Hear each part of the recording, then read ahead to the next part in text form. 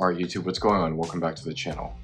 Omega has very recently released two new Seamaster Diver 300M watches, and in today's video I want to discuss these watches and go over my initial thoughts and impressions on these, and to talk a little bit about how this release fits into the brand's overall strategy, as well as just cover some of the specifics on the watch and in general why I don't think I'll be ever adding this particular reference to my collection. So let's actually discuss. The Seamaster Diver 300M has been a staple in Omega's collection for a very, very long time, and it has really risen to prominence ever since James Bond, Pierce Brosnan, wore one of these references in his movies. And if we look at the design of this new release of Diver 300Ms, we can notice a couple things that stand out. In general, I think Omega is taking steps in the right direction to improve the design of the Diver 300M, because frankly there were individuals out there who have made complaints about the design in the past. Notably, the bracelet being not as aesthetically pleasing as the bracelets on other dive watches, like for example the Tudor Pelagos 39 or the Rolex Submariner. The bracelet on the old watch had this 4-link design that did not taper. It was a bit of a chunky bracelet, and it was not as oh my god, can't talk right now. It was not as aesthetically pleasing as certain competitors' watches. So what Omega has done is included this current release with mesh bracelets instead. So that's a big departure from the original Seamasters, the standard base models. The wave pattern on the dial as well is very reminiscent of the models from the 90s era Seamasters that Pierce Brosnan wore when he was playing James Bond. So any James Bond fans out there will know this dial design very well, and it will look very familiar to them. Additionally, these references do have aluminum bezels on them, and that in my opinion is actually a big downgrade in material. But for the people who are fans of, you know, aging their watches and their watches, you know, having soul and growing with them through time, aluminum is, I guess, a bit more preferable in that sense, because it does show wear over time. The coating on the aluminum will fade. The aluminum does tend to get scratched up a bit more, so if you're a fan of that, then I guess that's a good thing for you. But the standard base models have always had the ceramic bezel surrounding it, and really it's kind of just a user's preference at that point. I don't prefer it. I prefer ceramic, but again, different strokes for different folks, right? Additionally, this watch has a time-only function. So for some people that is going to be a point of contention, because some individuals like to have a date on their watch. I think it's the most useful complication out there. It's certainly really the only one that I would ever consider having on a watch besides a GMT complication. But for most people who own watches, and for most people in general, we always check our phones to see what date it is. And even as an owner of a few watches myself, you know, even though this has a date on it, I still check my phone for the date more often than not, just out of pure habit. So having a time-only watch is not really that big of an inconvenience. And if I were to guess, I would say that this was the thought pattern that went into the designers of this piece when they were deciding whether or not to give this watch any complications. Previous iterations of the Seamaster Diver 300M had a date function and a chronograph function, and those previous references looked very busy. They were extremely large, they looked extremely unwieldy, and there was just a bit too much going on in the design, and it was not aesthetically pleasing in my opinion. So a time-only watch usually is a simple time-only watch looks better in my opinion. I don't know how else to say it. You know, feel free to disagree with me down in the comments below. But yeah, time only, pretty solid choice. The black version of this release specifically looks to me like an evolution of the titanium No Time to Die Seamaster that was released in 2021. For those who remember that release, at least in the watch world, it was pretty popular.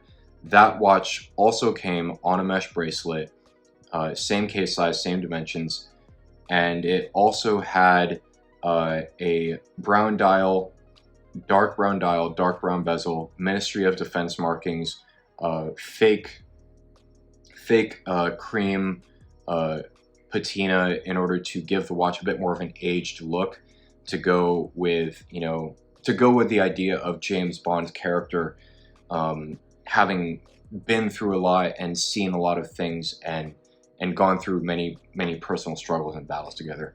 So that was kind of the idea behind adding some patina to that watch, to give that more of an aged and battle-worn look that was in line with the character in No Time to Die. However, those design choices did receive criticism from some individuals, like Adrian Barker, if I recall correctly.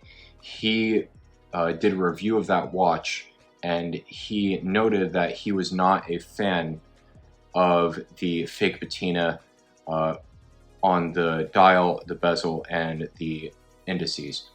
And he created a render that looked strikingly similar to this. Steel case, and from the Bond Seamaster, I'd take that double-domed sapphire crystal, I'd take that flat dial, remove the broad arrow, remove the photina, I'd also take that awesome matte black ceramic loomed bezel, and then I'd remove the helium escape valve. This, I think, is a winning timeless Seamaster. Of course, this is all just subjective, these are just my thoughts, but I'd love to see Omega launch that.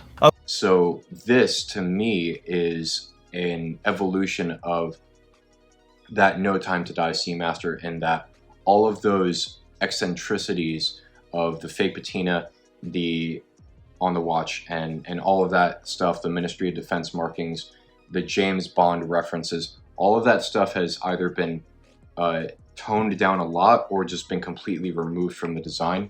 And what we have here is a much more pure and simplistic execution of that same watch. Additionally, this is in stainless steel, so if you're not a fan of titanium, then this is going to be a bit more appealing. So there's that as well. But overall, if you look at this watch within the context of Omega's other releases throughout the year, you begin to see a trend. This release is really in line with Omega's strategy of bringing out more toned down variants of their popular models. When we think of Omega in general, there's really like two or three main models that we associate with the brand, and that is the Speedmaster, the Seamaster, Diver 300M, and the Aquaterra, and occasionally the Planet Ocean. The Planet Ocean is not as popular. I haven't seen that around as much, but it's still like one of the watches that Omega is definitely known for. But if we look at the releases from this year alone, right? We got a white-dialed Speedmaster in the beginning of the year that Daniel Craig advertised. We got these glossy black-dialed Aquaterras, and we also got a bunch of neutral-colored Planet Oceans on rubber straps. We got a OD green Planet Ocean. We got a flat dark earth beige Planet Ocean, as well as a like gunmetal gray Planet Ocean as well. And the thing that links all of these releases together is, again, that they are very simple, they're very toned down, they are much more muted in execution than other watches that Omega has released, like their Beijing release, or some of the other watches in their collection. I'll throw up a couple examples on the screen just to illustrate this point to you guys. But in general, right, all of these releases in this year alone, including this new Seamaster that they've pushed out, are all just very like simple in design and toned down and monochromatic. And there's a clear, like, coherent strategy at play from Omega to bring out these watches and ensure that they have the most mass appeal as possible to drive revenue and bring in new customers. Because the thing about Omega is that for a long time, they have really been the flagship company in the Swatch group, and they have driven the most revenue for that group, more so than basically any other brand under its umbrella, more than Breguet, more than Swatch themselves. Like, Omega is one of the Swatch brand's most profitable companies, and for them to release watches that have more mass appeal only makes sense because they are trying to gain ground on their competitors like Rolex and Cartier. So it just makes sense that Omega would release a watch like this. However, the thing that doesn't make sense to me in general, and the primary reason why I will not be getting one of these watches anytime soon, is going to be the price. On the mesh bracelet, the Diver 300M is $6,900. Sorry, $6,500. And honestly, for what you pay for this watch, it feels like you're getting less for your money. Again, going back to the time only thing, it makes sense why they did it, but at the end of the day, you're still paying more for less functionality. I would have appreciated if Omega had kept the price on this release the same as their standard base model, because with their standard base model, even though you're getting the old design, you still get the functionality of the date, you get the ceramic bezel for added durability, and you don't get that with these watches. You get an aluminum bezel and you get a time-only movement. Now granted, the movement is equally as capable as any other watch out there. It's a master chronometer certified movement, and that is a big testament to its durability, its reliability, and its accuracy. And I can say that because I am a former owner of a standard base model black dial 300M myself. So I owned that watch for almost a year, and I took it out to a bunch of hikes with me. I took it into the water, I took it to the beach, and I also really put it through its paces and got to see how reliable it was, how durable it was, and just how accurate it was as a watch. And the master chronometer certification is no joke. Every single individual serial number needs to get sent off for testing in order to get that META certification from the Swiss Federal Institute of Metrology. So that's a big deal to be master chronometer certified. It's one of the reasons why Tudor is now doing META certified movements, because they understand and they appreciate the value that that certification brings to every individual watch. Something that slipped my mind earlier when I was filming this video is that Omega's Seamaster Diver 300M has always been a competitor to the Rolex Submariner.